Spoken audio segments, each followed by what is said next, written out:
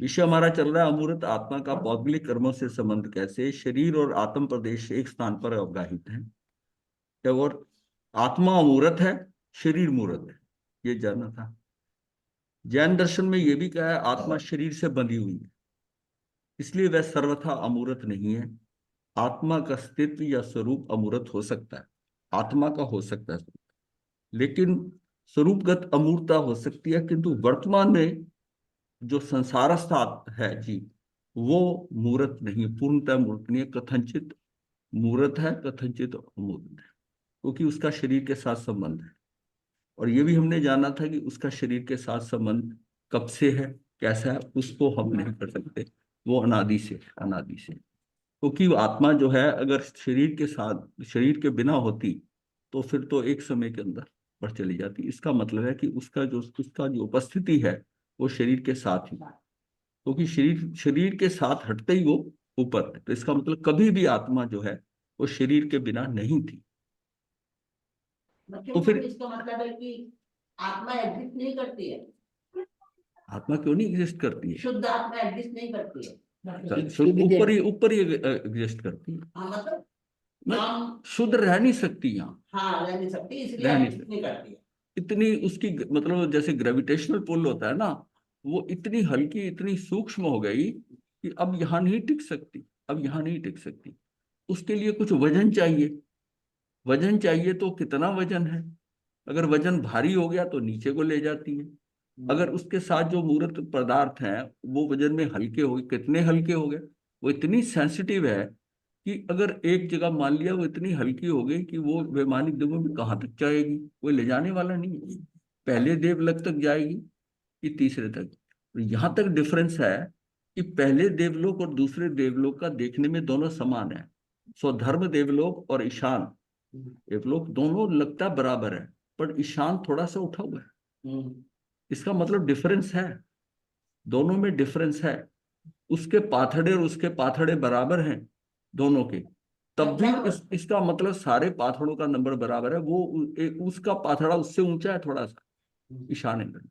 वो स्थिति वहां जाने की है, वो मेरे उसके पहुंचने की, मैं कहाँ तक पहुंच सकता हूँ, कितना हल्का हो गया हूँ। यहाँ तक की सेंसिटिविटी है कि वहां जाकर भी किस पाथड़े तक जा सकता हूँ, कितना हल्का हो गया, तो 26वें तक भी जा सकता हूँ, इतना हल्का हो सकता है। इस और क्योंकि अभी भी उसके पास 26वें देवलोक जा रहा है, तो उसके पास तेजस और कार्बन शरीर है, ताज शरीर है। इसका मतलब उतनी जितनी ऊपर तक जाने की, सिद्धशिला बहुत नजदीक रह गई, सिर्फ 12 योजन का डिफरेंस रह गया। 12 योजन का 26वें देवलोक से, मतलब 26वें देवलोक जो सबसे टॉप पे है उससे उस ऊपर का 12 योजन का सिर्फ रह गया लोक। वो 12 योजन की दूरी दूर करने के लिए उसमें क्षमता नहीं है, उसकी क्षमता नहीं है। फिर ये भी है कि जितना वो हल्का हो रहा है, हल्का होने के लिए उतना उसका अवगाहना कम हो रही है। अब वजन कैसे हल्का होगा जीव का, वहां जाता है तो उसको शरीर भी वैसे ही मिलता है, और करते करते वो एक हाथ का ऊपर हो जाता है, और 2 हाथ से कम का शरीर मुक्त नहीं हो सकता। तो एक पूरा सिस्टम के अंदर एक बैरियर लग गया कि जो 26वें देवलोक का जो है जीव है, उसकी जो अवगाहना है वो एक हाथ की, और एक हाथ का जीव वैसे ही नहीं मुक्त हो सकता, गलती से भी नहीं मुक्त हो जाएगी। 12 योजन क्या डिस्टेंस होता है, मुक्ति 2 हाथ वाले की है, इसलिए वो भी बैरियर लग गया, बैरियर लग गया। तो सारा सिस्टम कितना व्यवस्थित और सुचारू रूप से है कि कहीं भूल से भी भूल ना हो जाए, भूल से भी भूल ना हो जाए, इतना सुचारू रूप से। तो इसमें हमने ये देखा था कि ये फिर मूर्त और मूर्त कब बना, तो ये बात आई थी। तो उसमें हमने क्या था, शरीर मुक्त होने के बाद, अगर मुक्त होने के बाद उसका जो है वो अमूर्त पना पूरा पूर्णता हो जाएगा, और जो मूर्त पना है उसके ऊपर सिर्फ है कि मुक्त होने पे, उससे पहले उसके साथ हमेशा ही ये शरीर रहेगी। मतलब वो जो है मूर्त वाला पोर्शन उसके हमेशा साथ रहा है, और जिसके कारण ये संसार अस्त्र, संसार अस्त्र। तो ये हमने कल ये जाना था। एक हमने ये जाना था कि शरीर और आत्मा दोनों की भिन्नता का बिंदु हम नहीं खोज सकते, इसका भिन्नता का बिंदु नहीं हम खोज सकते, सिर्फ हम ये लगा सकते हैं कि ये जो है ये अनादि से, अनादि से। और जो कार्य कारण की पद्धति है वो भी जो अनादि से उस पर नहीं लगती कि ये सोचो कि इस ये कार्य कैसे हुआ, उसका कोई कारण होगा, ये भी सिद्धांत नहीं लगता। ये सिद्धांत अनादि उसके ऊपर नहीं लगता। फिर हमने जाना था कि आत्मा शरीर परिमाण है, शरीर परिमाण है।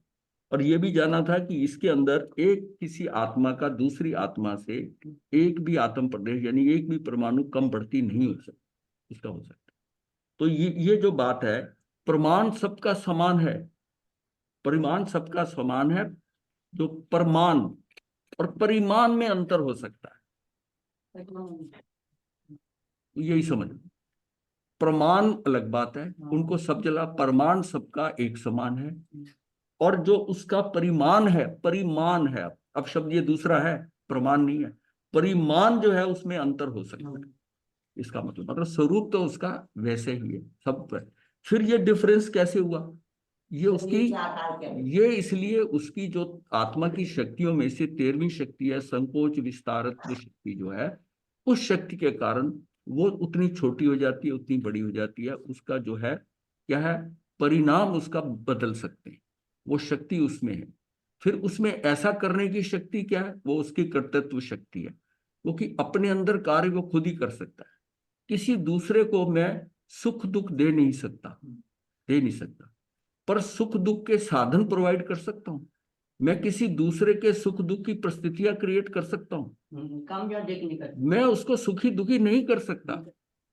मतलब ये दोनों बातें समझने वाली हैं कि मैं उसको साधन जुटा सकता हूँ, परिस्थितियां क्रिएट कर सकता हूँ, ऐसा कर सकता हूँ कि इसको दुख हो या सुख हो। अब यहाँ इस संसार में अगर मैं ये सोचता हूं कि मैं किसको सुखी या दुखी कर रहा हूं, यह गलत है। मैं उसके सुख और दुख के साधन व्यवस्थित कर सकता हूं, और परिस्थितियां सुख दुख वाली कर सकता हूं। सुख दुख उसने अपने अनुसार, अपनी आत्मा के अनुसार भोगना है कि उसकी स्थिति क्या है। मैं किसी को सुखी दुखी नहीं कर सकता। अब सुखी दुखी नहीं कर सकता, पर उसके साधन तो कर सकता हूं कि इसको दुख हो या इसको सुख हो। बट ये बात ये भी समझने के लिए मेरी मेरी मेरी जो है शक्ति वहां तक है, सीमा है वहां तक कि मैं इसके सुख के दुख के साधन अरेंज कर दूं, वहां की परिस्थितियां ऐसी बदल दूं कि इसको सुख या दुख हो, पर मैं उसको सुखी दुखी नहीं करता। तो ये कैसे कर सकते हैं महाराज? परिस्थितियां कैसे कर सकते हैं? आप पैसा दे सकते हैं कि आपके यहाँ गेस्ट ने नियमित आना बन के, है, आपने उनका आधा नियमित घंटा बन। पहले गर्मी है एसी ऑन कर दिया हम्म। और वो सुखी कर उसको ठंडा कर दिया, और वो आते ही आपको कहता है कि ये एसी बंद कर दो, मुझको जुकाम हो जाता है गर्मी से, वो बंद करा देता है, उसको नहीं लेनी। अब आप उसको सुखी करना चाहते हैं, नहीं करते, वो दुखी हो रहा है या नहीं हो, चीजें आप व्यवस्थाएं करते हो, आप किसी को कुछ देते हो, करते हो, ये भाव करते हो कि मैंने इसको सुखी दुखी कर दिया। आपने उसे सुखी दुखी नहीं किया। क्या सोमिल ब्राह्मण ने गसुकमाल को दुखी किया? पर क्या साधन और परिस्थितियां नहीं बदली? दुखी करने की पूरी परिस्थितियां, पूरा सामान तो कर दिया ना वो, पर गुरुदेव, उनको दुखी कर पाया? गुरुदेव संगम को भी दे सकते हैं एग्जाम्पल, संगम का, कोई भी भगवान का। वो दुखी क्या कह रहे संगम का भी दे सकते हैं, हाँ दे सकते हैं, संगम का भी दे सकते हैं। वो जो आत्मा जो सुख दुख मेरा अपना है, मैं कहाँ हूं? मुझे, मैं किसी पे दोष जो लगाता हूं ना कि इसने मुझे सुखी दुख किया, वो बेसिकली यहाँ गलत होता है। उसने हो सकता है सुख के साधन जुटाए हो, सुख की परिस्थितियां दुख की दी हो, सुख दुख की, लेकिन सुखी दुखी होना ये मेरा, मेरे अंदर अपने का, कि मैं कहाँ बैठा हूं, मेरी स्थिति क्या है, मैं सुखी दुखी हूं। किसी ने कुछ कह दिया, मैं क्रोधित हो गया, या मैंने उसको अपने ऊपर ले लिया, कषाय करने लगा, मैं मतलब मैं विचलित हो गया। मैं विचलित ना हो, मेरे में इतनी स्थिरता आ जाए कि मैं विचलित होने की जरूरत, आवश्यकता ही ना हो। जब मैं वहां अगर स्थिर हो जाता हूँ इतना, मुझे इसलिए कि कोई किसी को सुखी दुखी नहीं कर सकता, ये बेसिकली इस तरह समझना है। क्योंकि आपके मन में भाव आएगा कि मैंने उसको ये दिया, उसको मैंने सुखी कर दिया, उसकी मैंने सहायता कर दी, ये कर दी। ये भाव भी नहीं आना चाहिए ना, आप सिर्फ परिस्थितियां बदलने की कोशिश कर रहे हो, साधन जुटा रहे हो। वो सुखी दुखी होना उसकी मर्जी है, उसके अंदर है, क्योंकि एक जीव दूसरे जीव का कुछ कर नहीं सकता। और सबसे बड़ी बात है, अपने अंदर परिवर्तन मुझे ही करना है। अब शरीर के साथ कर्म का बंधन हुआ, कर्म मेरा कुछ नहीं कर सकते, कुछ नहीं कर सकते। पर प्रभावित करे, मैं प्रभावित ना हूं। वो जो प्रभाव डालने हैं उससे मैं अप्रभावित रहूं। ठीक है, कर्म आएंगे चले जाएंगे। ये मेरे सेंसिटिव लेवल पर डिपेंड करता है, मैं कितनी जल्दी विचलित हो जाता हूँ, कितनी मेरी स्थिरता है, कितनी नहीं। तो ये तो मेरी आत्मा का, मेरा पुरुषार्थ है ना, मेरा सामर्थ्य है कि मैं कितनी जल्दी अपनी पोजीशन से हिल जाता हूँ। बात सिर्फ हिलने की है। अगर मैं टिक के रहूं, ठीक है, तो तू मेरा कुछ कर नहीं सकता, तू कर ले जो करना है, क्या हो। तो यही चीज समझनी। तो, तो इसमें हमने ये सारी चीजें जानी थी, और एक आत्मा का संकोच और विस्तार को जानना था कि संकोच और विस्तार का ये उसकी शक्ति उसी में ही है, कोई और उसको संकोच विस्तार नहीं करता।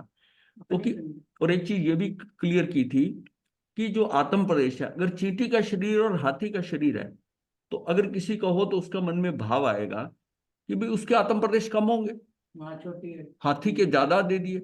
मतलब यहाँ यहाँ पर जो सारा है, यहाँ पर ही किसी के पास धन कम होता है, किसी के पास ज्यादा होता है, कोई जरूरी थोड़ी बराबर है, ऐसा नहीं है। और फिर उसका एक्सप्लेनेशन था ये कि सुई नोक के ऊपर भी अनंत जीव आ सकती है, इतनी संकुचित हो सकती है, पर आत्म प्रदेश सबके बराबर हैं, सारे समान हैं, प्रमाण सबका समान है, परिणाम डिफरेंट हो सकता है। और फिर हमने, अब हाँ, यहां से उसके बाद में हमने वो स्वाभाविक कर्तृत्व और विभाविक कर्तृत्व में गए थे। तो यहाँ पर अब प्रश्न आता है, यहां से अब शुरू करते हैं आज का, कि प्रश्न अब मतलब आपको हमने कल का वाला जो है ना वो रिकैप्चुलेट कर दिया उसको, कि उससे समझ आ गया कि कल हमने क्या क्या किया था। अब प्रश्न आता है कि सुख दुख का इस कर्तृत्व के सिद्धांत के आधार पर साधना की एक बहुत बड़ा सूत्र प्रस्तुत होता है कि दुनिया में कोई किसी को सुख दुख नहीं देता। ये मानना मिथ्या है कि अमुक व्यक्ति ने मुझे सुख दिया, अमुक आदमी ने मुझे दुख दिया। साधक कभी अपने सुख और दुख को दूसरों पर आरोपित नहीं कर सकता। इस तथ्य को समझने में कुछ कठिनाई हो सकती है। कठिनाई, सुख दुख का आरोपण, सुख दुख का जो आरोपण है ना, सुख दुख का आरोपण दूसरे पर होता है, आदमी अपने आप को बचा लेता है और दूसरों को पर आरोपण कर देता है। ये बड़ा आसान काम है। ये तो बच्चे को बचपन से ही दिखा दिया जाता है, जब गिरता है ना, तो ये पृथ्वी जो है, भूमि का, इसको हप कर दे, वो उसको ही पहले से ही सिखाया कि तू आरोपण दूसरे से ही करना है, दूसरे पे ही करना है। तो ये बड़े बड़े घोटाले करके कहता मैं तो ईमानदार हूँ। ये मिथ्या भ्रम है, इसका टूटना बहुत जरूरी है। दूसरा व्यक्ति कुछ भी नहीं करता, ऐसी बात नहीं है। वह किसी को सुख देना चाह सकता है, पर किसी को दुख देना भी चाह सकता है, किंतु उसके वश में नहीं है कि वह किसी को सुख दे सके, किसी को दुख दे सके। वह मात्र सुख के साधनों को जुटा सकता है, दुख के साधनों को जुटा सकता है। ये हमने कर लिया। वह दुख देने वाले वातावरण और परिस्थिति का निर्माण कर सकता है, सुख देने वाले वातावरण या परिस्थिति का निर्माण कर सकता है। इससे आगे उसकी सीमा समाप्त हो जाती है। वह सुख दुख दे नहीं सकता, उनका निमित्त बन सकता है। ये बात अगर अंदर बैठ जाए तो आपको सभी लोग जो है ना वो ठीक लगेंगे, सभी प्रभु आत्मा लगेंगे। ऐसा लगेगा कि ये भी प्रभु, ये मेरा कुछ कर नहीं सकता। अब वो जो सामान दे रहा है, जो साधन जुटा रहा है, जो परिस्थितियां कर रहा है, ये मेरे कर्मों के कारण हो रही है। ये मेरे कर्म, पर मेरी क्षमता इतनी है कि मैं, बर्दाश्त वाली बात भी नहीं है। यहाँ ये समझना है, बर्दाश्त नहीं।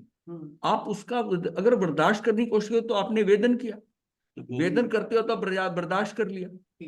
वहां से आपको कुछ हुआ ही नहीं। आपकी इनहेरेंट प्रॉपर्टीज आपकी ऐसी होगी कि आपको जितना वो कष्ट देना चाहता है उसको नहीं हुआ।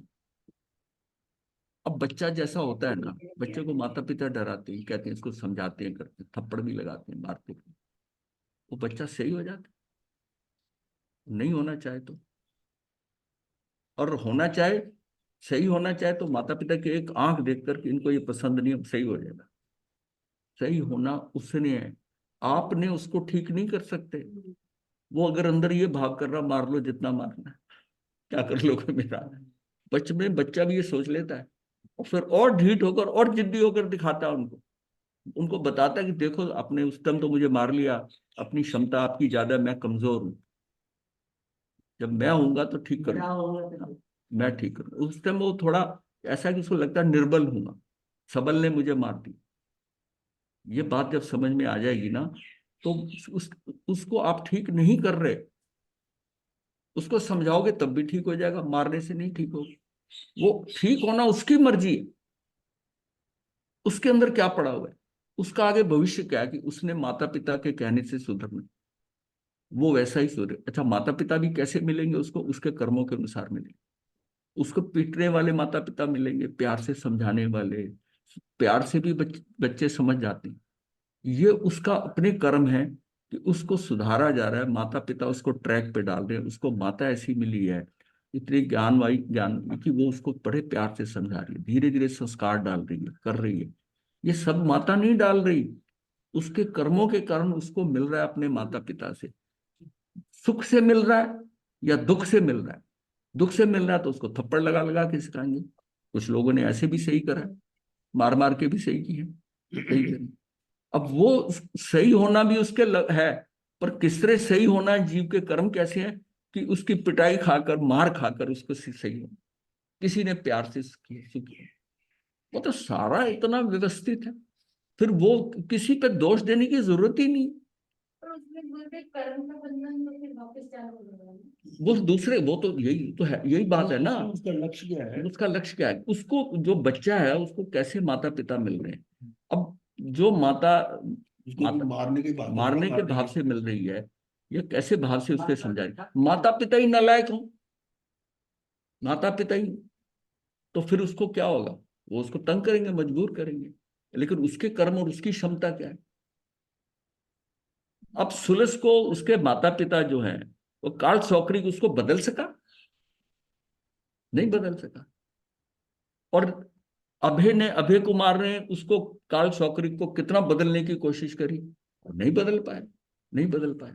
लेकिन सुलस समझ गया और वो पुण्य श्रावक बन गया।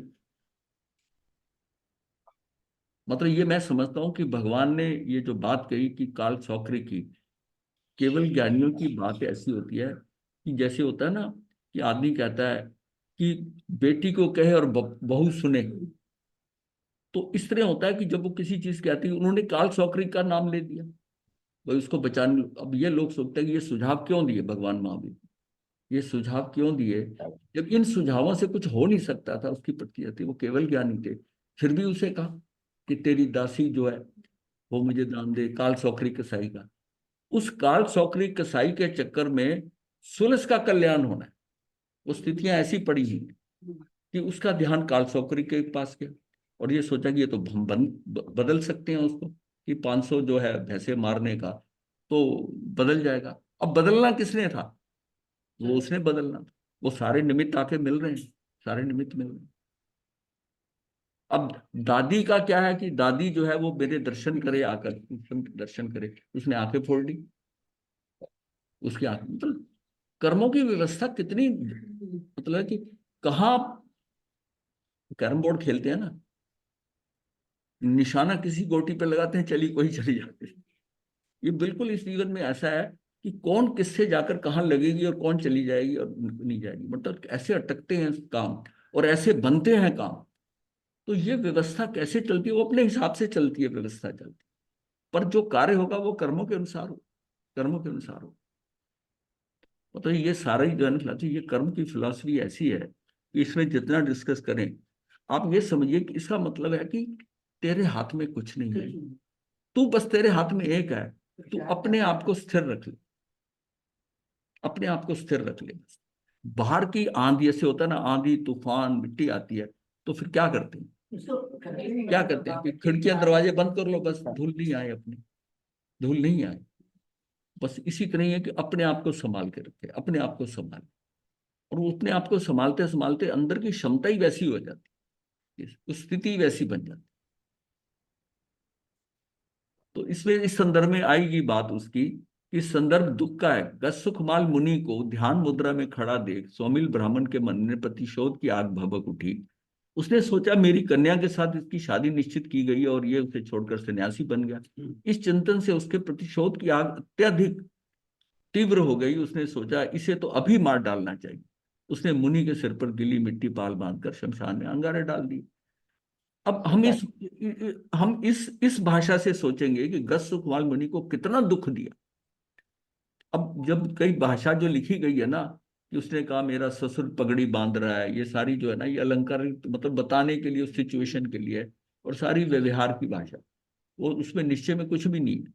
कश्यपकुमार मुनि को कितना दुख दिया, किंतु जिसे दुखी किया वह क्या सोचता है, ये अधिक महत्वपूर्ण है। जो आत्मलीन था, आत्मा का परम आनंद भोग रहा था, केवल केवल्य ज्ञान की प्राप्ति, मोहिनी कर्म का विलय के साथ सभी कर्मों का विलय, अनंत आनंद उनमें प्रकट हो गया और वे अव्ययभाव सुख में डूब गए। वो जो उसको दुखी करने के लिए करा था वो तो परम सुखी हो गया। हाँ, सुख मिल गया। जिसको वो दुख देना चाहता था उसकी स्थिति ऐसी थी, वो परम सुखी हो गया। वो दुख के साधन जो थे, दुख की परिस्थितियां सारी पलट गई, सारी पलट गई। तो ये डिपेंड करता है कि उनकी अपनी स्थिति क्या थी। तो बाहर से देखने वाला सोचता है कि कितना तीव्र दुख देकर प्रतिशोध ले लिया, बदला ले लिया, दुखी बना दिया। इन दोनों में कहीं कोई तालमेल नहीं है, कोई किसी को।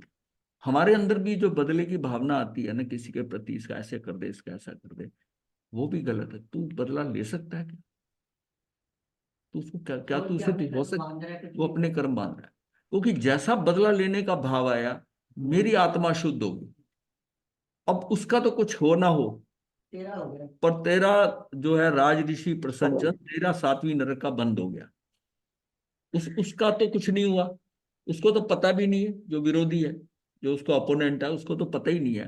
पर इसने उस प्रोग्राम के अंदर अपना कर्म का बंद कर लिया। गुरुदेव अभी जैसे स्वामी ब्राह्मण ने दक्षु कुमार के साथ वैर से वापिस कब बांधा, वो फिर किसके साथ वो कोई ना कोई उसको करे, उसको भी कष्ट होगा अगर जितना है। एक तो यह है कि पुराना कर्म है वो सेटल हुआ, पर दोनों के अंदर डिफरेंस यह है कि इस समय इसका भाव पुराने भावों से तीव्र है या हल्का है। वो अगर है तो इतना तो उसका उसका उसकी आत्मा कितनी मलिन हो गई, उसके में तो उसको भी दुख तो कहीं ना कहीं से आएगा। नहीं, बांधा अब दक्षु कुमार के साथ ना, दक्षु कुमार की तो आत्मा मोक्ष में चली गई। चली गई। तो फिर जो ये कर्म बंधा, ये पहले का देखो ना, नहीं ये निमित्त पहले निमित्त और आएगा। यो निमित्त आएगा। जरूरी नहीं वही निमित्त आए, कमठ का ले लो। सारी बात है कि कमठ के साथ के अंदर, हाँ, तो पार्श्वनाथ भगवान का वो 10वें में भी उन्होंने तंग किया लास्ट मोमेंट तक भी। तो फिर वो कर्म कहाँ वो से? कर वो यहाँ और कोई आएगा ना, जरूरी जो नहीं, ये सिर्फ दो ही निमित्त को दो सकते हैं। कंडीशंस हैं। एक महावीर का और ये कमठ का जैसा है कि उसकी वही आ गया, वही आ गया। कोई भी दुख देने आ सकता है। कोई भी आ सकता है उस समय, कौन सा भी निमित्त आएगा। ये चांस की बात है कि वो वही आ गया। ये समझो कि वो अर्जुन सिस्टम महाराज ऐसा ने सही बना, किया। वो भी संसार में था, वो भी यही था। ये एक जगह पर लिखा हुआ है इन्होंने,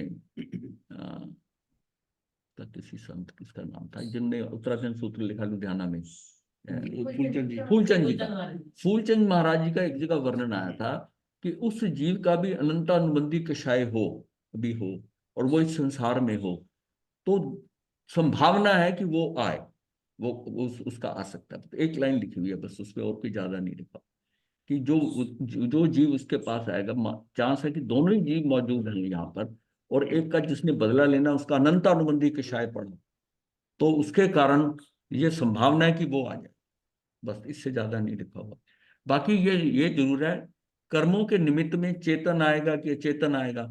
जब मेरा कर्म उदय में आता है तो मैं पत्थर की चोट से भी गिर सकता हूँ, किसी अचेतन से भी गिर सकता हूँ, और ये भी हो सकता है कि कोई जीव ही मुझको हिट कर दे, कोई जीव कर दे कोई भी हो कोई भी हो सकता उस समय, उस टाइम के अनुसार। इसीलिए ये जो है ना, अपना कर्म उदय में आया तो निमित्त आपका बेटा बच्चा भी हो सकता है। आपका आपका क्रोध का निमित्त आपका बच्चा बन सकता है, आपकी पत्नी बन सकती है, आपका पति बन सकता है। उस समय जो है कि वो डिपेंड करता है कौन कौन मौजूद है, किसका सिस्टम में आ जाए। पर जो उदय हो रहा है, निमित्त आएगा ही आए, कोई आए। स्वयं का कर्म जब उदय में आता है, कर्म उदय में आता है वह, और वो सारा ऑलरेडी व्यवस्था में पड़ा हुआ है। इसलिए हम कहते हैं कोई भी आ जाए, पर जो कोई भी आएगा वो भी व्यवस्था में है। मतलब उसके साथ लिंक जुड़ा हुआ तो हाँ, वो व्यवस्था में है। मेरे एंगल से है कि चेतन आ जाए, चेतन आ जाए, कोई भी आ जाए, कैसा भी हो जाए, कोई पर व्यक्ति वो हो सकता व्यवस्था में है। कुछ भी हो अगर व्यवस्था में जिस जीव का वो भाव हो रहा है, उसके तीव्र जैसे हुए, वो व्यवस्था में है। वो क्यों गया द्वारका छोड़कर बाहर घूमने, वो जो है सोमल ब्राह्मण, और वापस उसी रूट से आया, और आने से पहले ये पहले दिन ही दीक्षा ली है, उसी दिन ही 12वीं प्रतिमा करने लगे भिक्षु की सीधी। अब यह है कि पहले दिन ही कैसे 12वीं प्रतिमा होगी। ये सारी, और ये भगवान को अगर पता तो मना करते कि अभी तू रुक जा, आज्ञा लेके आए हैं बाहर इंसान। अब वो परिस्थितियां तो पड़ी हुई थी, पता नजर आ रहा है। तो ये सब, दूसरा आदमी दुख की सामग्री जुटा सकता है पर किसी को दुखी बना नहीं सकता। दुखी होना अपने हाथ में है। जैन दर्शन का प्रसिद्ध सूत्र है, अप्पा कत्ता विकत्ता या दुहानी या सुहानी से है। सुख दुख का कर्ता और विकर्ता अपनी आत्मा है। यदि दूसरा कर्ता होता तो ये सिद्धांत गलत हो जाता। ये बड़ा पक्का सिद्धांत है, अप्पा कत्ता विकर्ता। किंतु यह सिद्धांत सही है कि दूसरा कोई कर्ता नहीं है, कर्ता अपनी आत्मा ही है। अब ये दुख का स्थान, अब सुख का संदर्भ देख लो। सुख के संदर्भ में भी यही तथ्य सत्य की कसौटी पर खरा उतर जाता है कि एक व्यक्ति को समाचार मिलता है कि तुम्हारा जवान बेटा जो फौज में था वह शहीद हो गया। यह सुनकर वो बहुत उदास था, दुखी था।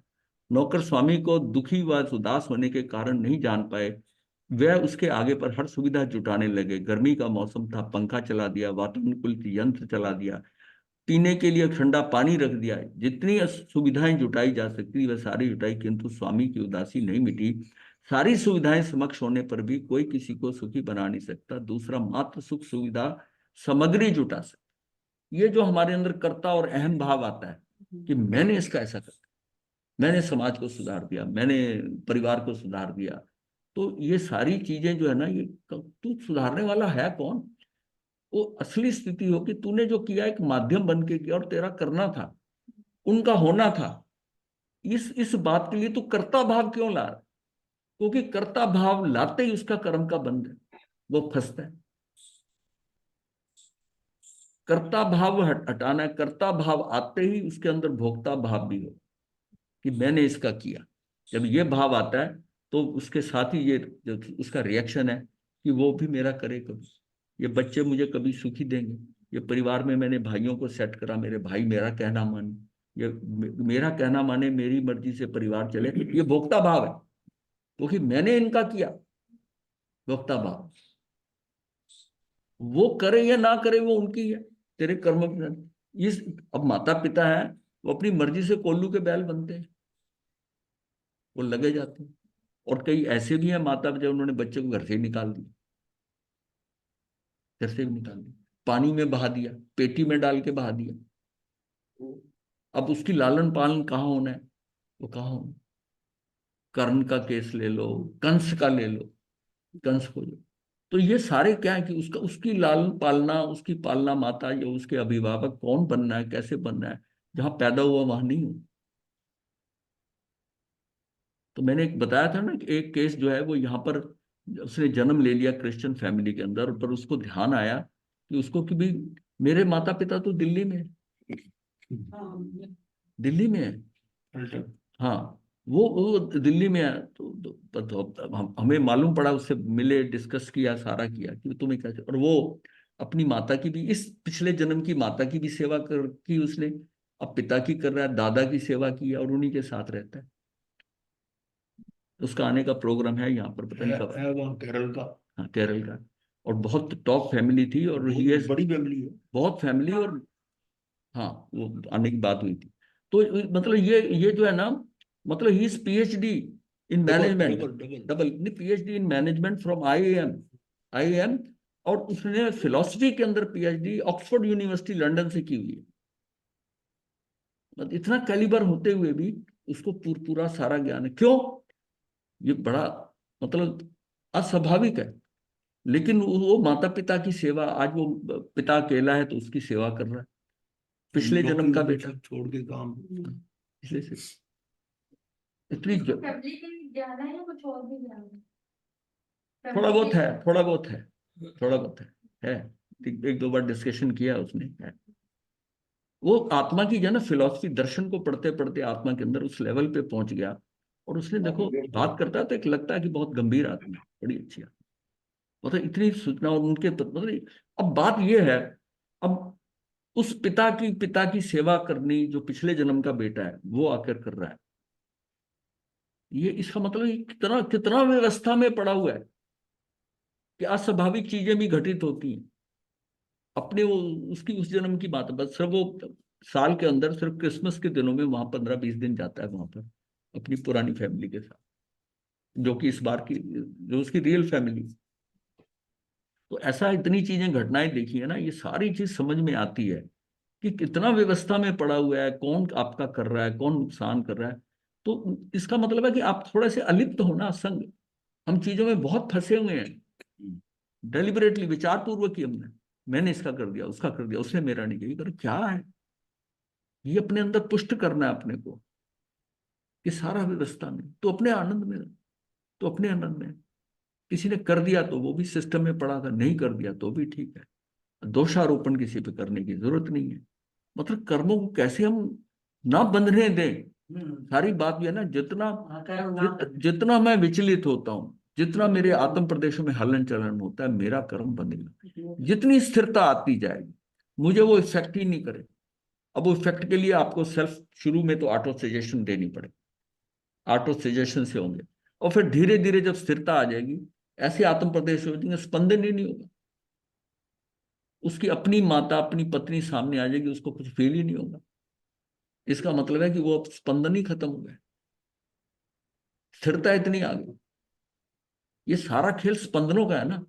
स्पंदन होता है, चेहरे पे मुस्कुराहट हो जाती है, ये अपना परिचित मिलने आया, अपरिचित आया, कैसा, सारे भाव भंगिमा सारी क्या होती है, अंदर से सारे तार हिले होते हैं, वो चीजें याद आ जाती हैं। अगर मुझे पता ही ना चले कि इस लेवल की वीतरागता आने का क्या मतलब, कोई फर्क ही नहीं, अनजान आया कि जान आया, उसकी अपनी माता आ जाए, कोई आ जाए। लेकिन अभी क्या है, अभी तो चेहरा चेहरा खिलता है, बात करने का ढंग बदल, सब कुछ बदलता है। इसका मतलब अभी हम उस लेवल पे नहीं पहुंचे। सारी सुविधाएं समक्ष होने पर भी कोई किसी को सुखी बना नहीं सकता, दूसरा मात्र सुखी सुविधा की सामग्री जुटा सकता है। चिंता है मात्र शरीर की। जैन संत पैदल चलते हैं तो जनेतर लोग कहते हैं कि सैकड़ों हजारों किलोमीटर चलकर क्यों अपने को सता रहे। एक व्यक्ति गर्मी में बैठा है, पंखा नहीं चल रहा है, देखने वाला कहता है कि शरीर को कितना सताया जा रहा है। शरीर को सताया जा रहा है इसकी चिंता है, किंतु आत्मा को सताया जा रहा है इसकी कोई चिंता नहीं। और आत्मा को कौन दुखी कर रहा है, मैं ही कर रहा हूं। जब मैं, अगर उसकी वस्तु स्थिति नहीं मुझे पता, तो मैं दुखी क्यों कर रहा हूं आत्मा। मतलब ये मतलब है कि कोई किसी को दुखी नहीं कर रहा, पर मैं खुद स्वयं कर रहा हूं, किंतु आत्मा को सताया जा रहा है, इसकी इसकी कोई चिंता नहीं है। व्यक्ति का सारा दृष्टिकोण दृष्टिकोण जो है वो शरीर लक्ष्य है, सारा शरीर लक्ष्य है। साधना का सूत्र है आत्माभिलक्षी, दोनों में फर्क है। अब साधना करनी है तो आत्मा, आपका लक्ष्य आत्मा पे होना चाहिए। आत्मा के कर्तृत्व और भोक्तृत्व की साधना है, आत्मा के कर्तृत्व और आत्मा के भोक्तृत्व की साधना है, का ये सूत्र फलित हुआ। आत्मलक्षी दृष्टिकोण में शरीर के संयम महत्वपूर्ण होगा, मतलब आत्मलक्षी जो दृष्टिकोण में शरीर का संयम महत्वपूर्ण होगा। शरीर का संयम होता है तो चंचलता कम होती है। आसन करने से, पद्मासन में बैठने से शरीर को कष्ट होता है, सर्दी को सहना, गर्मी को सहना, अताप ना लेकर शरीर को कष्ट देना। यदि आत्मा का कर्तृत्व और भोक्तृत्व नहीं है तो सहने की कोई जरूरत नहीं। आप पंखे की गर्मी के अंदर पंखे के होते हैं, तो इसका मतलब है कि आप इस इतने से दुखी हो रहे, इतने से दुख से दुखी। मुझको उसकी अंदर आवश्यकता महसूस ही नहीं हो कि ये गर्मी मुझे दुखी कर रही। जब इस बात पे सोचेगा तो क्षमता बढ़ जाएगी।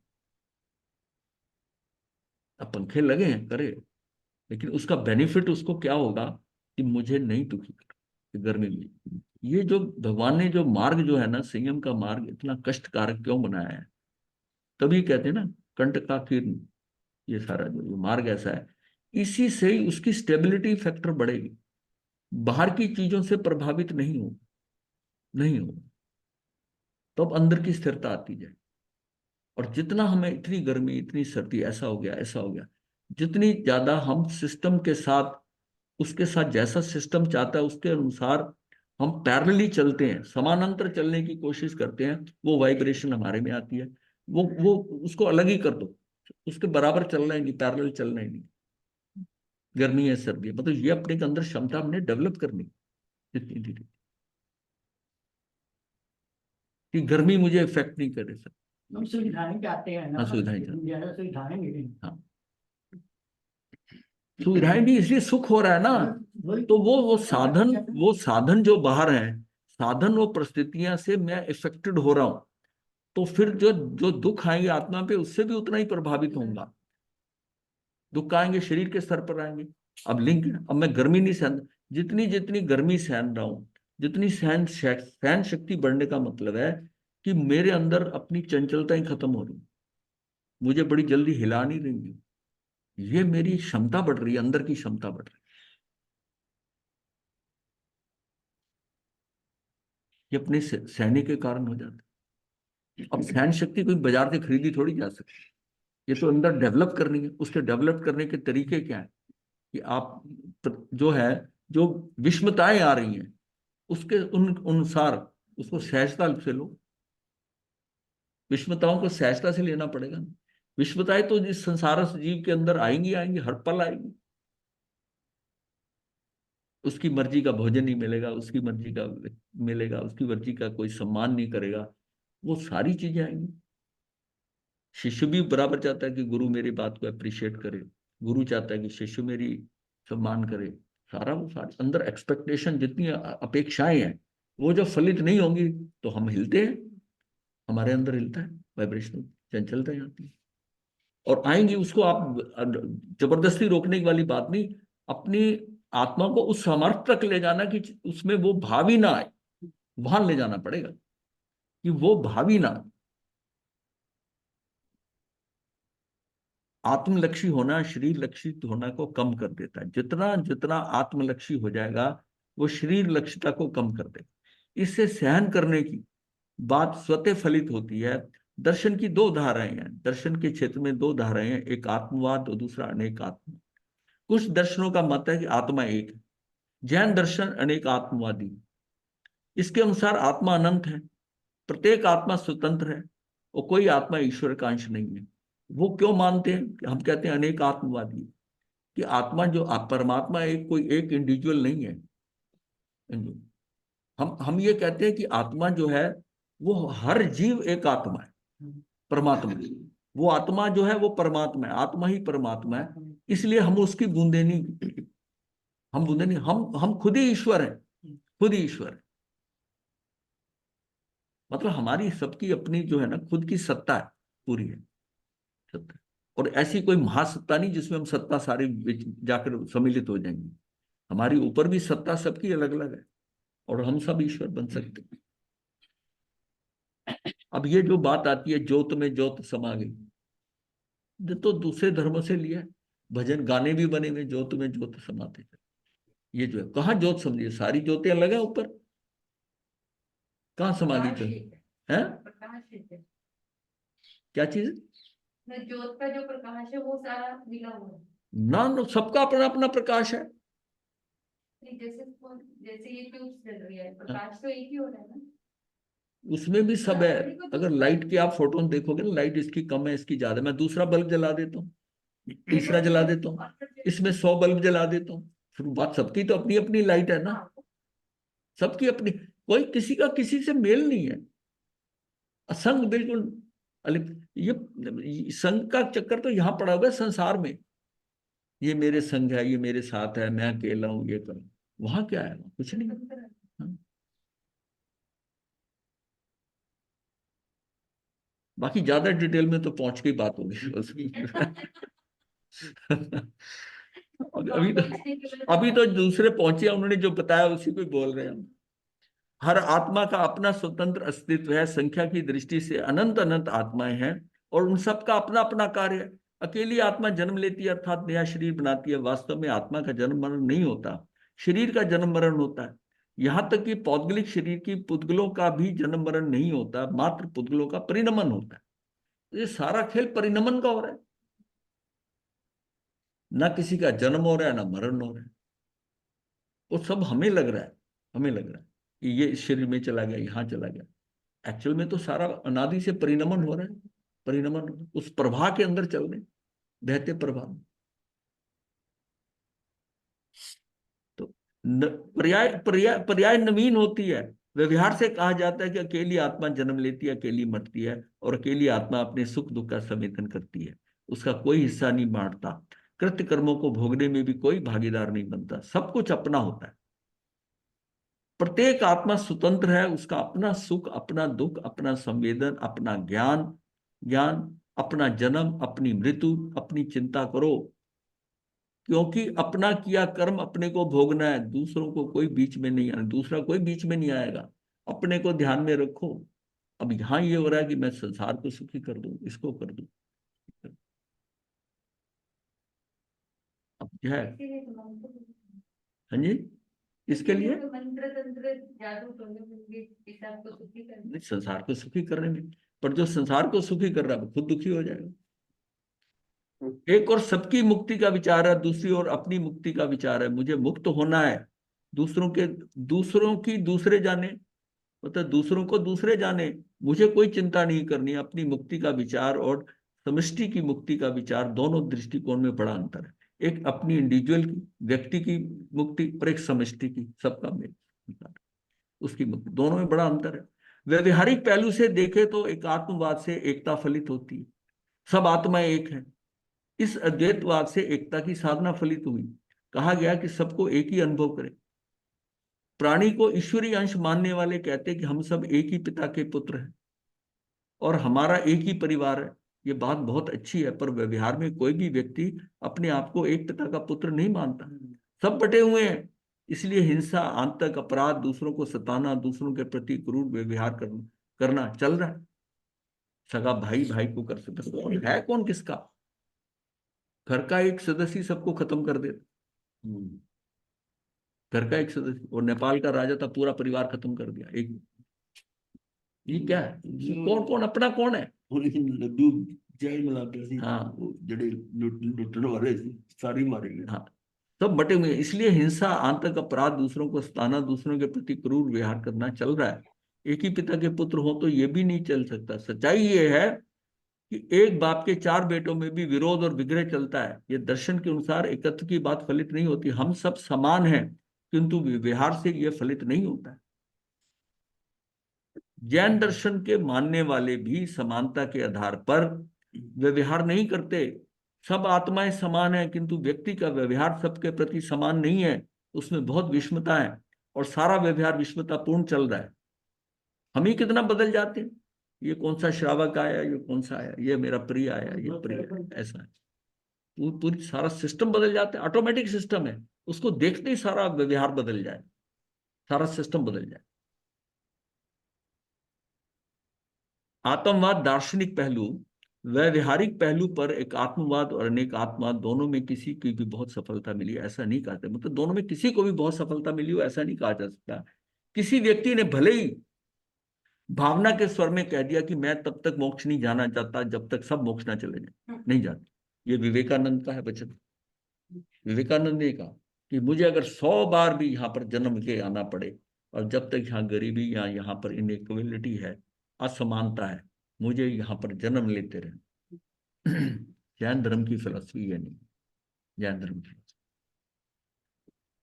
ये उन धर्मों की फिलॉसफी है जो मतलब संसार को अपने साथ देख के चलती है। और जैन धर्म शुरू से ही कह रहा है कि तू अलग है, तू अलग है, तू देख अपने। इसलिए दूसरे धर्म जैन धर्म को नास्तिक धर्म भी कह देते हैं और ये कह देते हैं कि ये धर्म जो है ना, किसी का कुछ कर नहीं सकता, ये स्वार्थी बनाता है। आज की जनरेशन कह देती है कि आप जो बता रहे हो, समझा रहे हो, ये तो हमारे अंदर स्वार्थ बना ला रहे हो कि कोई मिनट हम माता पिता की सेवा ना करें। अब ये बात है कि माता पिता की सेवा करें, तो सेवा करने वाला है नहीं है। उनकी सेवा अगर हो रही है तो उनका पुण्य है और तेरे द्वारा हो रही है, तूने करना, रिटर्न कर तू इसका ये मत ले कि तूने कर दी उनकी सेवा, नहीं। हाँ, तू तेरे अंदर वो कर्ता भाव नहीं, तेरे कर्ता भाव कैसे हटेगा? वो भगवान महावीर कर्ता भाव हटाए जा रहे हैं। भाई उनकी भी बच्ची छोटी थी, उनकी भी युवा पत्नी थी, राजपाट था, मतलब है युवराज थे, भाई नंदीवर्धन के पास राज्य है, तो फिर भी उनको कोई कमी नहीं थी, कमी नहीं थी किसी बात की। पर उनका अपना अपना कहाँ है? वो उस बच्ची का भी उन्होंने ध्यान नहीं रखा। लेकिन दिगंबर मान्यता में शादी नहीं मानते, शादी नहीं मानते। तो भले ही भावना के स्वर में कह दिया कि मैं तब तक मोक्ष जाना नहीं चाहता तब तक सब हम कहते हैं पता नहीं हुई या नहीं हुई, मैं तो इसको नहीं लेता। पर ये जो बात बताई जा रही है ना, इसको ग्रहण करें, इसको ग्रहण करें कि साधना के लिए, आत्म कल्याण के लिए पत्नी परिवार छोड़ना, अगर वो छोड़ गए तो हम क्यों नहीं छोड़ सकते? और भरी उम्र में छोड़ के गए, 30 साल की उम्र में छोड़ा। हम तो जाकर कहा उनकी दुगनी उम्र से भी सारे बंद। हाँ, वहां जाकर छोड़ी, वो उस आयु में छोड़ के गए। इसलिए आचार्य भवन की जब बात आती है ना, आचार्य भवन को मैंने मार्क्स क्यों दिए, जैसे टिक करते हैं ना मार्क्स नंबर, कि 30 साल की उम्र में इन्होंने दीक्षा ली एक बार, दूसरा सारा विदेश घूम के आने के बाद ली, क्योंकि वहां वहां तो इतना भौतिक संसार है, सारा इतना है खुलापन है, मतलब वहां से और सब करके फिर अपना विरक्ति ली। ये मतलब अनजानेपन में नहीं ली, अनजानेपन में नहीं ली। तो ये प्लस पॉइंट था। देखिए दीक्षा लेना 15-16 साल की उम्र में उसमें भी आसान है, और मैं कहता हूँ कि 66 और 67 और 70 में लेना उसमें भी आसान है, मतलब कंपैरेटिवली जो है। पर वो जो 25 साल की 30 साल की उम्र में दीक्षा लेना, वो महत्व रखता है। भयंकर है, वही हाँ, वही टाइम तो होता है उसमें जिसमें उसकी योग का वो सारा। उसकी इंद्रियां सारी सक्षम है, हाँ। सक्षम है उस समय दीक्षा लेना। पर यह कि जब जागे तभी सवेरा, ठीक है। अब मन में भाव आता है कि ये इतना अच्छा मार्ग ऐसा है कि इस मार्ग को पूरा समझने और पूरा करने की क्षमता अब हमारे में नहीं रही है, हमारे में नहीं रही है। हमने अपनी समय काफी गवा दिया, लेकिन यही जिसमें हम दूसरे कामों में लगे हुए थे वो करने के, उसमें जो ऊर्जा थी, आज हमें अहसास हो रही है कि वो जो ऊर्जा और जो ऐसे काम करते थे, वो अगर इसमें हुआ होता काम, इसमें हुआ होता तो स्थितियां कुछ और होती। ये आप लोगों की बात कर रहा हूं मैं, या हम तो हो गया, लेकिन मैं क्यों सुना रहा हूं कि जो उस छोटी उम्र के वाले हैं वो अब से सोचें कि जिनकी उम्र 25-30 की है, कि अब संयम भी ले लिया है, तो आप किस लेवल तक जा सकते हो। अपनी अपने को इतना इस्तेमाल करो, इतना करो ज्ञान पाने के लिए, साधना करने के लिए। अब जब संयम ले ही लिया है तो एकजुट हो जाओ ना फिर, या आर या पार।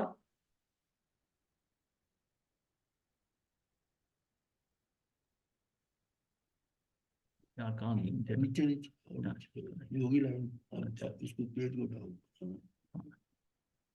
कोई कोई समानता के आधार पर ऐसा व्यवहार कर सकता है, ये एक वादिक स्वर हो सकता है, किंतु इसके आधार पर समाज में ना तो एकत्व का प्रयोग हुआ ना समत्व का प्रयोग हुआ। व्यवहारिक दृष्टि से समाज में कोई परिवर्तन नहीं लगता। अनेक आत्मा मानने से या प्रत्येक आत्मा की स्वतंत्र सत्ता मानने से स्वार्थवाद पनपा, ऐसा भी नहीं कहा जा सकता। और एक आत्मा मानने से परमार्थवाद, ये दूसरे धर्मों के साथ कंपैरिजन है कि हम जैन धर्म स्वार्थी बनाता है, ऐसा ऐसा कुछ नहीं है। ना तो यहाँ पर परिवर्तन कोई आया कि हम आत्मा ही परमात्मा, ये तो सारे ही कहते हैं, पर उसको उस ढंग से चला थोड़ी रहा है। व्यवहार में अंदर पूछो ना, आत्मा ही परमात्मा अगर परमात्मा है, तो तू ये सारे जो गलत काम कर रहा है वो परमात्मा गलत काम करता है क्या? प्रश्न दार्शनिक पहलू का है। इसके संदर्भ में कहा जा सकता है कि एकात्मवादी की व्याख्या काफी जटिल है। व्यवहार के साथ उसकी संगति बिठाने में काफी जटिलताएं हैं, कठिनाई होती है। मतलब उसको कैसे एक्सप्लेन करें? प्रत्येक आत्मा स्वतंत्र है। अनेक आत्मवाद का ये सिद्धांत दार्शनिक प्रक्रिया की दृष्टि से सरल और स्पष्ट अनुभव देने वाला है। जो जैन दर्शन का सिद्धांत है वो दृष्टि से सब होता है कि हर एक का एक इंडिविजुअल अस्तित्व है, इतना स्वतंत्र है, उसकी आत्मा स्वतंत्र है, उसके सिर्फ उसके कर्मों के अनुसार उसको भी मिल रहा है। सारा एक इंडिविजुअल को इतनी स्वतंत्रता है कि कोई इंटरफेयर करके दूसरा आप पे ऊपर डिसीजन दे, वो मानते हैं कि कोई इसका नियामक कोई और है, कोई इस सृष्टि का कंट्रोल कोई और कर सकता है। अब अगर मेरे भाव अंदर क्या चल रहे हैं, मैं कर क्या रहा हूं, और इतने अनंत अनंत जीव है यहाँ पर जो है, अगर वनस्पति को भी मिला लेते हैं तो इतना जीव है, उन सबका अकाउंट क्या एक आदमी ने संभाला हुआ है? नहीं सबका उसका वो बाहर क्या कर रहा है और अंदर क्या चल रहा है, हर एक के अंदर गया हुआ है वो। ये सारा सेल्फ रेगुलेटिंग है, सेल्फ रेगुलेटिंग होती है कि सबकी ड्यूटी है, मैंने क्या करना है वो ड्यूटी, उसके साथ उसको कंप्लीट पैकेज मिल गया, किसी का कोई कंट्रोल नहीं है, कोई देखने वाला। तू अपना चाहे तो बदल सकता अपने आप को, तू करना चाहे, इतनी स्वतंत्रता दी है। सब कुछ बराबर देकर। ये जरूर है, एक बार सबको इक्वल डिस्ट्रीब्यूशन करके कि तेरी आत्मा ये है, तेरा ये है, तेरी सारी प्रॉपर्टीज ये है। अब उसका बल्ब अगर 2000 वाट का तो सबको 2000 वाट का मिले। अब कोई उसके ऊपर कपड़ा डाल देता है, कोई उसको बिना उसका खुल जाता है, उसकी पूरी रोशनी आती, किसी की कम आ रही, बट सबको व्यवस्थाएं बराबर। वो तो सारा सारा साम्यवाद है कि अब इससे बढ़िया कम्युनिज्म हो नहीं सकता। और लेकिन हम अपनी क्रियाओं से उसको कैसा बना रहे हैं ये डिपेंड करता है। हमारे ऊपर। हाँ, तो फिर ये तो इंडिविजुअल का खेल है। ये कोई टीम वर्क नहीं है। मतलब उस टीम में भी आपने अकेले की प्रतियोग मतलब अकेले की प्रतिभा होती है, टीम सारी खेल रही है, पर वो इंडिविजुअल की प्रतिभा होती है कि ये कैसे खेल रहा है, बस वैसे ही है। उस टीम में होते ही वो इंडिविजुअल सिंगल आउट होता है। मैं कौन हूं, आत्मा के बारे में इन सारे सिद्धांतों को जानने के बाद जो निष्कर्ष आएगा, जो एक प्रश्न उभरेगा, वह होगा मैं कौन हूं। जब तक आत्मा के इतने पहलुओं को नहीं जान लिया जाता तब तक मैं कौन हूं ये बात समझ में नहीं आती। इसका उत्तर भी नहीं दिया जा सकता। साधना का महत्वपूर्ण प्रश्न है कि मैं कौन हूं। साधना के इस प्रश्न को समाहित करने के लिए दर्शन के कितने सारे प्रश्नों को अपनाना जरूरी है। इन प्रश्नों को समझने के बाद ही व्यक्ति अपने आप को उत्तर दे सकता है कि मैं कौन हूं। जीव और पुद्गल बाह्य निमित्तों से भी प्रभावित होते हैं, परिवर्तित होते हैं। जीव पुद्गल को प्रभावित करता है, पुद्गल जीव को प्रभावित करता है। हम अब ये चीज समझाई जा रही है कि हम सब इंडिविजुअल हैं, बट प्रभाव है। अब जो बाहर व्यक्ति है एक दूसरे से प्रभावित तो हो रहे हैं। अब वो मैं दूसरा कितना प्रभावित होने का कोशिश कर रहा हूं, मैं कितना प्रभावित हो रहा हूं, ये मेरे पे डिपेंड करता है। इसलिए इनमें स्वाभाविक और वैभाविक बाह्य निमित्त जो है दोनों प्रकार के परिवर्तन होते हैं। पुद्गली जीव का स्थिति हमारे प्रत्यक्ष है। पुद्गल मुक्त जीव हमारी ज्ञान धारा से परे। पुद्गल मुक्त जीव जो है वो हमारी ज्ञान धारा से परे है। आहार, शरीर, इंद्रियां, श्वासोश्वास, भाषा और मन, छह प्राप्तियां पौद्गलिक हैं। इन्हीं के द्वारा जीव व्यक्त या ज्ञेय बनता है। अब ये इसको जीव की अभिव्यक्ति कहां से होगी, ये प्राप्तियां मिलती हैं तब। इन प्राप्तियों के बाद ही उसका जो है उसका यह ज्ञेय बनता है। जानने की जानकारियां कहां से बनती है, यहां से बनती है। दृश्य जगत जो है वह पौद्गलिक है, किंतु उसका निमित्त भी जीव ही है। ये जितना दृश्यमान जगत है जो हमें दिखाई दे रहा है, जो ये रंगीन दुनिया है, जो हमें नहीं दिखाई दे रहा, उसमें तो एक एलिमेंट आप भी हो सकते, वो भी काफी है। वो भी 5 द्रव्य हैं जो दिखाई नहीं दे। देखने को तो हमें जो पुद्गल जो मूर्त है, जो दिखाई देने वाला, वो भी अगर सूक्ष्म है तो वो भी नहीं दिखाई देता।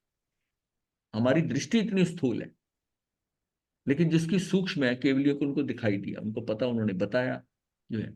तो फिर ये हमारी दृष्टि क्या है कि जगत सारा पौद्गलिक है, किंतु इसका निमित्त भी जीव ही है। ये जीव नहीं बनाया है सारा जगत, जहां जहां शरीर बनाए, जहां जहां गया है वहां वहां जो शरीर, जहां जहां वो शरीर पुद्गल बना के शरीर बनाए, वो शरीर पड़े रह गए, उसको मॉडिफाई किया, ये शरीर ऐसे करके ये सारा आपकी लोहा, स्टील, रबर, ये सारा बनकर सारी सृष्टि, सीमेंट, ये सारा क्या है, मार्बल, ये सारा उससे सब कुछ रचना हो गई। पर रचना कैसे हुई, ये शरीर, जीव और पुद्गल का ये भी व्यवस्थित सारा सिस्टम। ज्ञान, दर्शन, सुख दुख की अनुभूति, वीर्य जीव के गुण या कार्य हैं। शब्द, अंधकार, उद्योत, प्रभा, छाया, आतप, वर्ण, गंध, रस, स्पर्श, ये पुद्गल के गुण या कार्य हैं। शब्द, आतप, उद्योत आदि संहति रहित है, मासलेस मैटर है, अथवा ऊर्जा रूप एनर्जी है। मतलब ये अलग है, ये भी पुद्गल है, पर ये मासलेस मैटर अथवा ये ऊर्जा रूप एनर्जी, ऊर्जा।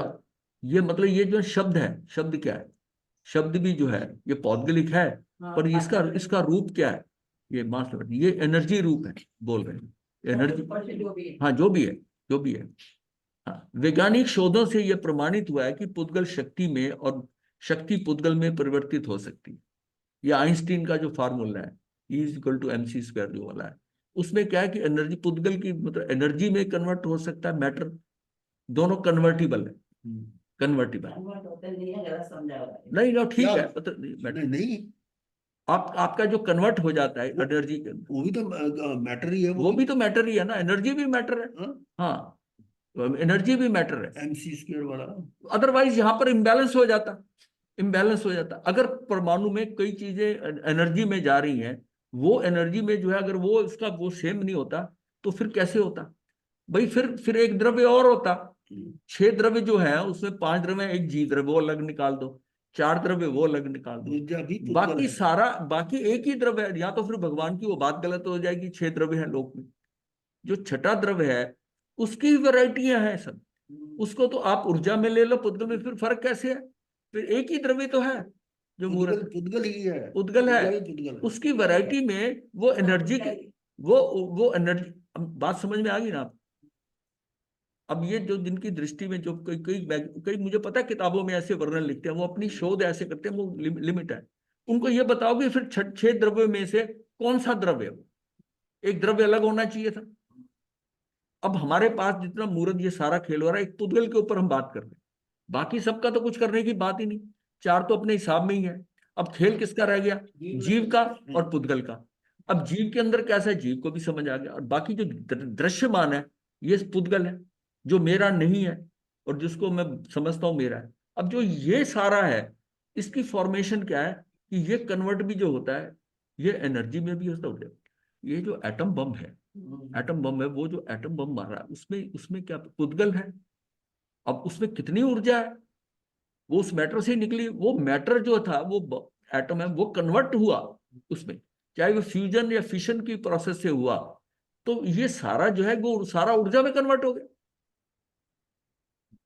अब ऊर्जा से ही आप तो ये दोनों कन्वर्टिबल मानोगे तो 6 द्रव्य मानोगे, ये मानना बहुत जरूरी है। हाँ। इस जगत में ऐसा कोई भी द्रव्य नहीं है जो सर्वथा स्थायी हो, और ऐसा भी कोई द्रव्य नहीं है जो सर्वथा परिवर्तनशील ही है। मोमबत्ती जो परिवर्तनशील है वह भी स्थायी है। जी, मोमबत्ती, मोमबत्ती मैटर है, उसको हम जलाते हैं, जलाते जलाते सारा खत्म हो गया, फिर वो धागा भी जल जाता है, जो बचता नीचे बना। अब वो कहाँ गया मैटर?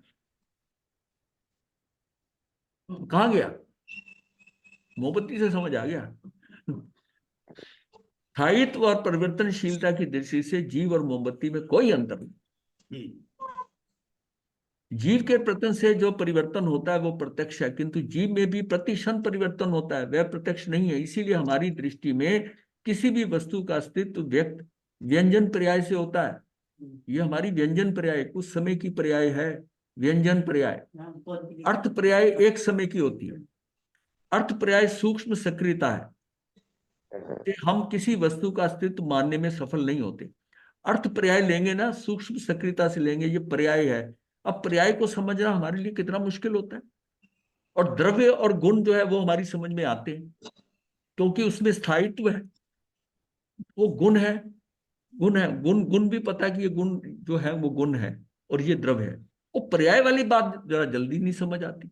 ये एक समय की पर्याय, ये उत्पाद व्यय हो रही है। वो पर्याय पर्याय जो है एक्चुअली उसकी परिवर्तनशीलता है, उस गुण की परिवर्तनशीलता है। अब उसको कहने का मतलब पर्याय है कि अप्स एंड डाउन, उसको लगता है ये लहरें चल रही है, तो बताने के लिए उसके अंदर वो स्विंग हो रहा है, वो उसके अंदर अप्स एंड डाउन, उसमें वेरिएशन हो रहा है। कुछ कुछ भी चीज टिकाऊ नहीं है, वो पर्यायंतर हो रहा है, बदल रहा है। और ये भी नहीं है कि पूरा मैटर बदल जाए, तो इसलिए जिसमें वो हो रहा है वो फिक्स है। जो गुण है वो तो गुण तो फिक्स है, उस गुण में ही वो ऊपर नीचे हुए जा रहा है, हुए रहा है। और वो जब तक है तो ये ध्रुव है, सारा सारा ध्रुव है। और द्रव्य क्या है? वो गुणों का समूह है। वो है तो चीज एक ही ना, एक्चुअली हम किस दृष्टि से देख रहे हैं, उस द्रव्य को दृष्टि से देख रहे हैं। द्रव्य की दृष्टि देखने को हम कहते हैं अभेद दृष्टि, बिना भेद के उसको भेद दृष्टि। ये शब्द जो है ना बार बार इसलिए बोले जाते हैं, ये आपके पढ़ने में जब आते हैं तो उसमें वो उसकी एक्चुअल उसकी चीज समझ में आए। मैं कह रहा हूँ लोग इसमें फट जाते हैं, भिन्नता भिन्नता में। बहुत लोग वो समझ नहीं आता, भिन्न है अभिन्न है, वो कहते हमारा ये समझ नहीं आ रहा ये भिन्न भिन्न क्या हो रहा है। कहते ये तो ऐसा लग रहा है जैसे मक्खियां भिन्न बना रही है। कभी कहती है भिन्न है या भिन्न है, तो सीधा बता दो हमें ये। तो हाँ कल का बता दो। हाँ जी। अब कल से जो है ना शिविर शुरू हो रहा है। बंद कर दो फाइल। कल नहीं बात ये तो अच्छा। फाइल बंद कर। तो कल से यहाँ पर 4 दिन का शिविर है। तो सुबह कल रहने देते कल हैं, नहीं क्लास नहीं। कल नहीं रहना, ठीक, कल से ही कर देते हैं। बस आज की क्लास है, या तो ये में भी नहीं होगा फिर। रीस्टार्ट 24 में होगी। 25 को। हाँ, ये 24 को 22 को होगा ना, तो फिर 22 तक है ना, 23 छोड़कर 24 को, फिर 24 को एक दिन थोड़ा साधना से निकले हो ना, तो बाकी इच्छा है अगर मिलते तो कर भी सकते हैं, कोई हमें नहीं, लेकिन फिर भी होता है एक दिन चुप शांत। 24 ठीक है, सबकी राय है, इसी हिसाब से 24 को है। ये तो तो ठीक है। नितिन जी इन्फॉर्म कर देंगे। नितिन जी किधर है? महाराज यार वो क्लास में नहीं है, मैं इन्फॉर्म कर दूंगा अभी। अच्छा ठीक है, बहुत बढ़िया, बहुत बढ़िया, ठीक मैं है। इन्फॉर्म कर दूंगा। हाँ, बोलो ये होगी 24 को होगी। 24 को सुबह क्लास होगी। इसी का जो आगे का पोर्शन है, इसका जो आधा रहता है करीब, तो वो जो भी है उसके आगे का करना है। बैटरी बंद हो जाएगी, गाड़ी बंद हो जाएगी। हाँ जी। केड़ी गड्डी च कौन क्या हो गया? नमो लोये सब साहुनं चतारि मंगल हरिहंता मंगलम सिद्धा मंगलम साहु मंगलम केवली कनतो धम्मो मंगलम चतारि लोकोत्तमा हरिहंता लोकोत्तमा सिद्धा लोकोत्तमा साहु लोकोत्तमा केवली कनतो धम्मो लोकोत्तमा चतारि शरणं प्रवज्यामि हरिहंते शरणं प्रवज्यामि सिद्धे शरणं प्रवज्यामि साधु शरणं प्रवज्यामि केवली कनतं धम्मं शरणं प्रवज्यामि हरिहंता जी का शरण, सिद्धों का शरण, साधुओं का शरण, केवली कृपया धर्म का शरण, 4 शरण, सुख करने मंगल करने सदा ही में।